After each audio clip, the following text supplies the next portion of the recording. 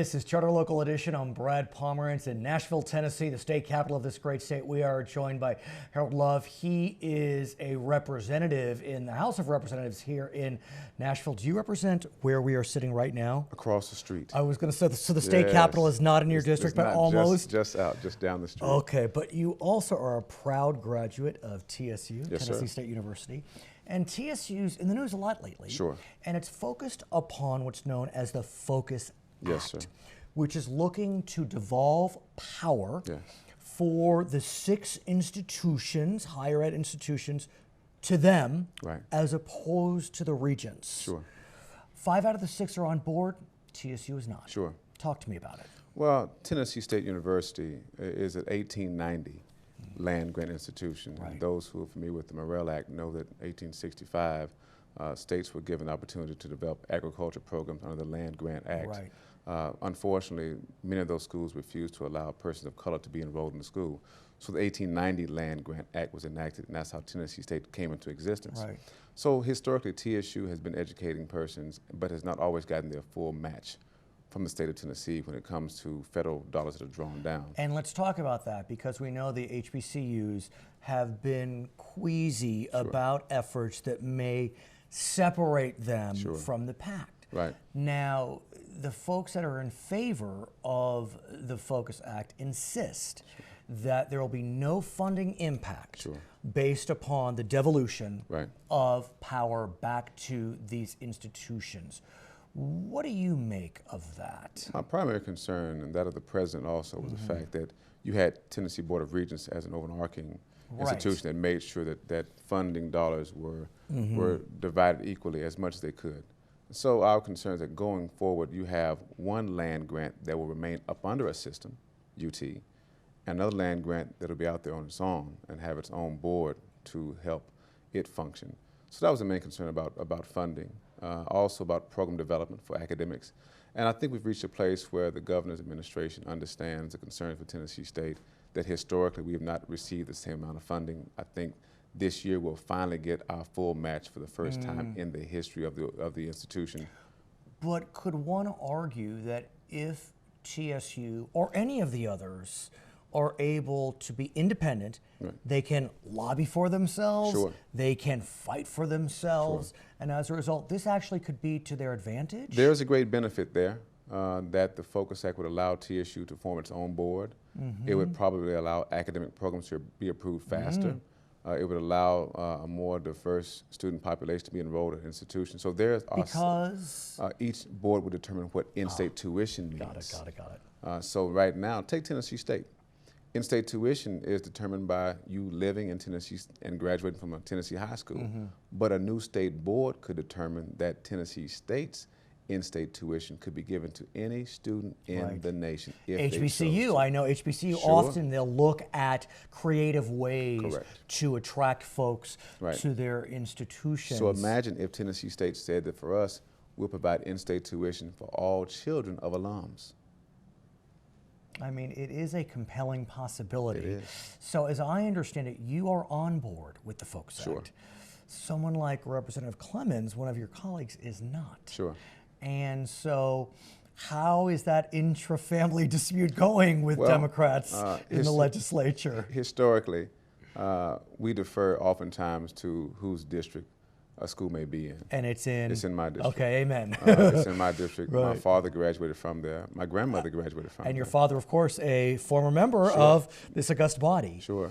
And so for me, I appreciate the concerns that are lifted. I've looked at it. It's not the best bill, Okay. but it has a lot of good qualities in it. And so for me, oftentimes down here, what you do is measure the positive things of a bill versus the negative things. And if they outweigh the negative things, you go with the bill. But what's interesting to me about this debate is some folks in opposition have been very strong with their language. Sure. They have indicated if this bill passes, TSU will become separate but equal. Those are fighting words. Sure. Separate but equal. Yeah. That's something that stuck with us, Yeah. you know, from day one. I'll say this, under TBR, TSU never got its full land grant match. So the opportunity now to get it is available. And I think TSU can be more flexible and we have the opportunity to really meet the compelling demands out there, not just of traditional HBCU students, but all students in Tennessee.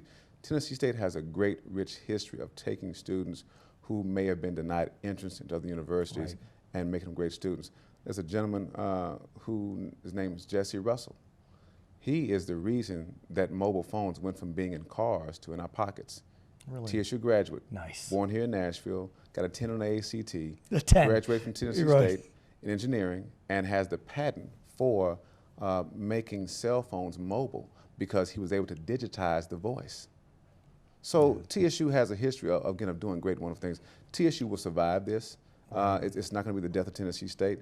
And I think once people realize the benefits of the Focus Act, they will see what great and wonderful things TSU can do with it. I want to talk about another element of the diversity question.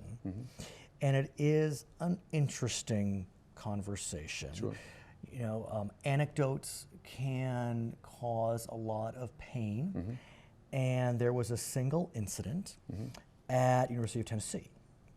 And apparently a website offered some advice as to how to avoid turning a holiday party into a Christmas party.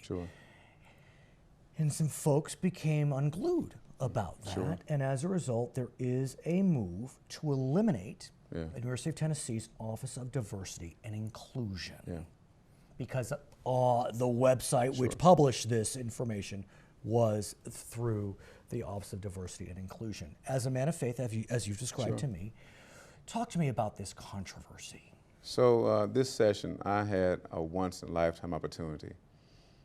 I was invited by Congressman James Clyburn to travel with him and Congressman John Lewis to South Carolina to do a civil rights pilgrimage. I just got chills.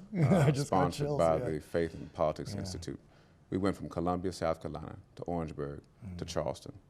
And we stopped at several locations. We discussed the Orangeburg massacre that happened in 1968.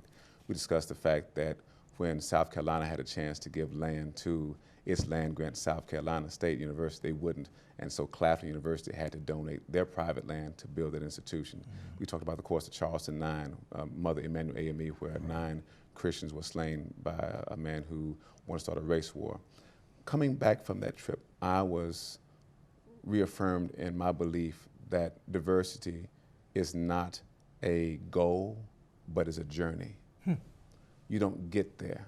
You don't get to a place where you say, okay, we've got 60% of our population at the university is African American, we're diverse. You don't get there where you say 50% of the faculty are women, we're diverse.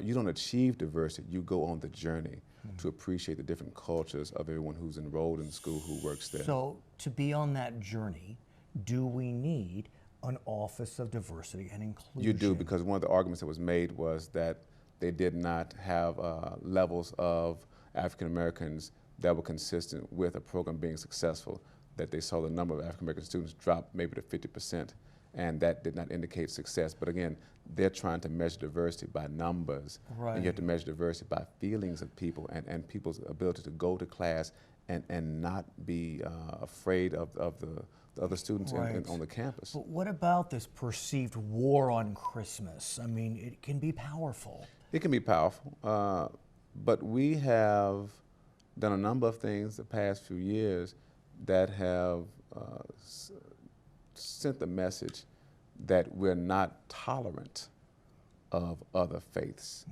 I think one of the beautiful things about Christianity is that it proclaims its belief, but also proclaims tolerance. There's a passage in the New Testament where the disciples come to Jesus and they say, we saw some folks casting out demons and they weren't in our group.